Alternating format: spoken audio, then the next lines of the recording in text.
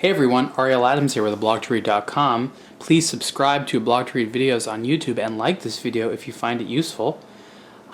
This watch I've been waiting to review for a while now. This is the Vostok Europe Anchar. I am not an expert on the history of Vostok, but there is Vostok and there's Vostok Europe, and these are like under the classification of Russian watches.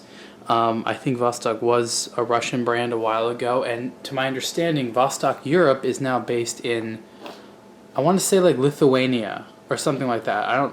I think, again, you need to find out for yourself. I don't think it's Russian, and I think they use the term Europe on purpose. And then there's other Vostok. So you can find like some vintage Vostok pieces and stuff like that. But one of those curiosities.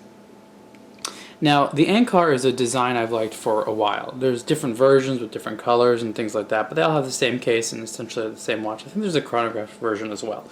Anchar is apparently named after like the world's fastest submarine. I don't know how fast it went. I'm pretty sure it was Soviet or something like that.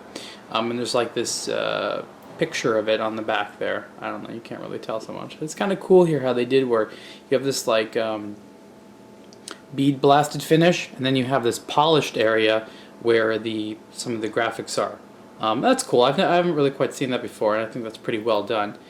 Vostok utilizes a lot of like Japanese movements and things like that, and some quartz things, especially in their mechanicals, and they're able to keep the prices down. So I think you'll find that a lot of these watches are pretty affordable, especially compared to ones that have like Swiss movements and things like that.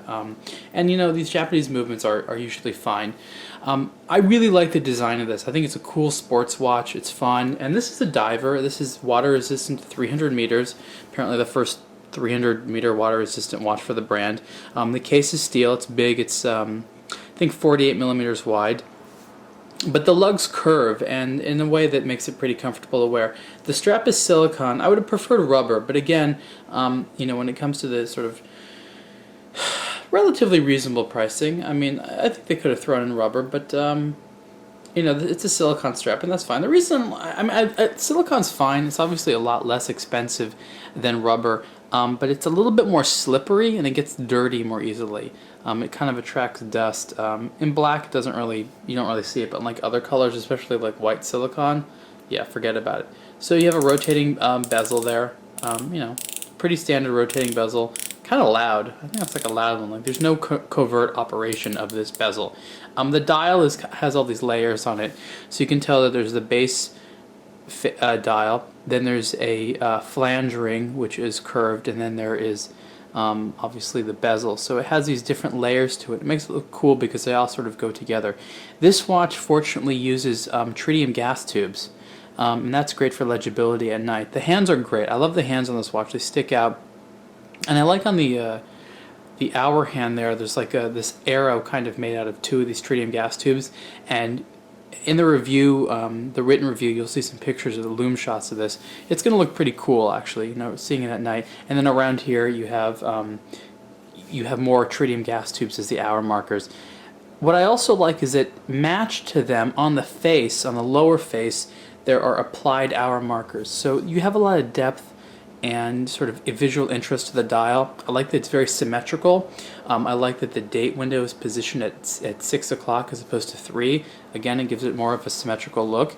And I like how the seconds hand, it's not a subsidiary, the seconds hand has that large arrow-shaped counterweight, which kind of harkens to the look of not only the brand with the big V, but also the hour hand. It's overall well done. This version has kind of like goldish yellow tint in black, but there's one with an all yellow dial and things like that. So let's put the watch on. Inside the watch is a Seiko automatic movement. I don't remember exactly which reference it is. I don't want to call it a problem with this movement, but you have to know that it's one of those movements that does not have hand winding. If you're just used to Swiss automatic movement, you're just going to be used to ones that are automatic, and then if you want to wind it through the crown, you can. With a lot of Japanese mechanical movements, especially the less expensive ones, you can't hand wind them. I don't ask, I don't know, but you can't. It just has automatic winding. So when this watch is like set down for a little bit, you have to like go like that, you know, oscillate it on your wrist in order to make sure that it starts working again.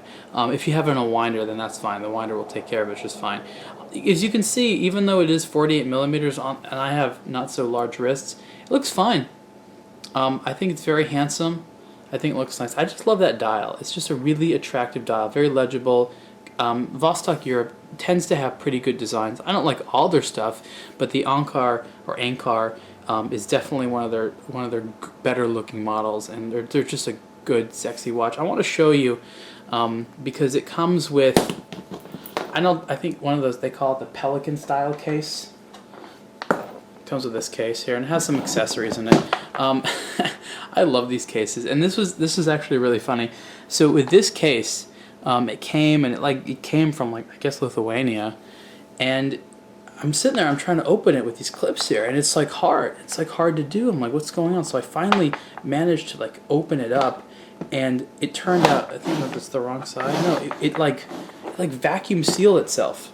I don't know what happened. Like maybe it was like in transit or something like that, but like it vacuum sealed itself, and like it was hard to open. Maybe it's doing it again. But it was like this sucking noise. Can't even do it. It's like I had to sit there. There we go.